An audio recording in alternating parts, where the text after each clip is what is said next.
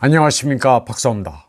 도널드 트럼프 전 미국 대통령은 대선에서 바이든이 승리한다면 미국을 기다리는 것은 obliteration이라고 말했습니다. obliteration은 소멸, 말살, 싹싹 지워짐을 의미합니다. 그는 바이든이 대선에서 이기면 미국은 없을 것이라면서 이를 막기 위해 자신을 선택해야 한다고 강조했습니다. 도널드 트럼프는 불법 난민의 무리가 미국 안에 범람함에 따라 공공서비스가 무너져 내릴 것이라고 경고했습니다. 도널드 트럼프는 토요일 워싱턴 교회 메릴랜드에서 열린 CPEC 보수정치행동회의에서 비뚤어진 조 바이든과 그 일당들이 2024년 대선에서 승리한다면 미국은 상상할 수 없는 수준으로 가라앉을 것이라고 말했습니다.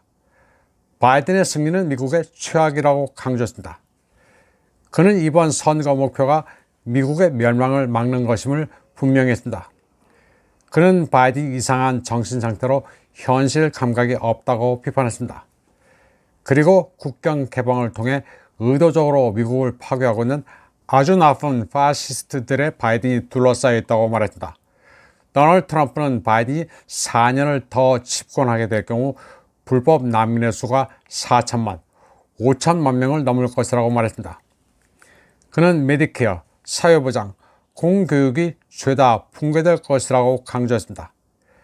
그는 바이든의 임기가 끝나는 2015년 1월까지 불법 이민자가 1,800만 명에 달할 것으로 추산했습니다. 그러면서 11월 자신이 대통령에 당선되면 미 역사상 최대 규모의 추방 캠페인을 시작하겠다고 다짐했습니다.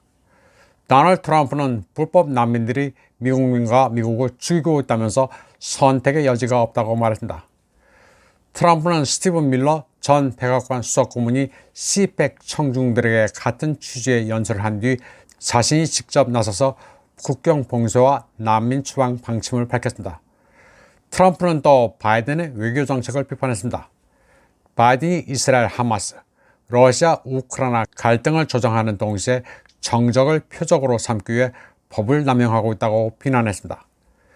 도널드 트럼프 전 대통령은 바이든이 미 역사상 가장 비뚤어지고 무능한 대통령이라면서 미국은 곧 3차 세계대전에서 패하게 될 것이라고 말했습니다. 그는 자신이 미국에서 자랑스러운 반체제 인사라면서 대통령 직을 되찾아 미국을 그 어느 때보다도 성공적으로 만들어 바이든에 보복하겠다고 밝혔습니다. 그리고 열심히 일하는 미국인들에게 11월 5일은 새로운 독립기념일이 될 것이라고 말했습니다. 그러나 지금 미국을 이끌고 있는 거짓말쟁이, 사기꾼, 검열꾼들에게는 그날이 심판의 날이 될 것이라고 말했습니다. CPEC에는 84%의 득표로 재선에 성공한 엘살바도르의 나이브 부켈레 대통령도 참석해 강연했습니다. 그는 미국 달러 가치 하락은 세계 나머지 지역을 끌어내리게 될 것이라고 역설했습니다. 부켈레는 미국 경제가 제한 없이 돈을 인수하는 코미디에 기반하고 있어 그 거품이 불가피하게 터지는 날 서구 문명은 붕괴된다고 말했습니다. 부켈레는 비트코인을 법정 화폐로 채택하고 갱단의 범죄를 강력하게 진압해 역사상 가장 멋진 독재자라는 별명을 가지고 있습니다. 부켈레는 2019년 대통령에 당선돼 엘살바도르의 살인율을 인구 10만 명당 38명에서 지난해 말 2.4명으로 줄인 것으로 유명합니다. 그는 2022년 비상사태를 선포하고 갱단을 투옥했습니다. 그러나 리버럴 성향의 NGO 인권단체들은 그를 가혹하게 비난했습니다. 부켈레는 엘살바도르 국민들이 각성한 것처럼 미국민들도 깨어날 수 있다고 CPEC 청중들에게 연설했습니다. 그는 미국 도시 거리에서 증가하는 범죄와 마약 사용을 지적하면서 미국을 되찾으려면 그런 범죄와 전쟁을 벌이라고 촉구했습니다.